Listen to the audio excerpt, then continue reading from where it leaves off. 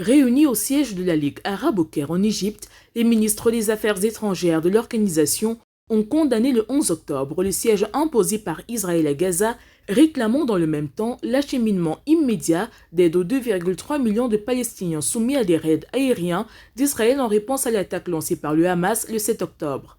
En effet, Israël a mené mercredi pour le 5e jour consécutif des raids aériens destructeurs dans la bande de Gaza et annoncé un gouvernement d'urgence pour la durée du conflit avec le Hamas palestinien qui a déjà fait des milliers de morts.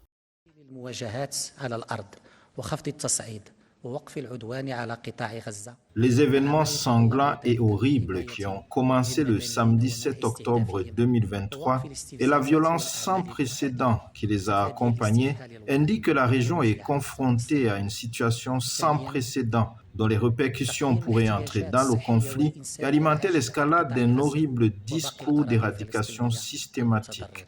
La résolution numéro 8987 du Conseil de la Ligue arabe appelle toutes les parties à faire preuve de retenue tout en mettant en garde contre les graves conséquences humanitaires et sécuritaires d'une escalade continue dans la région.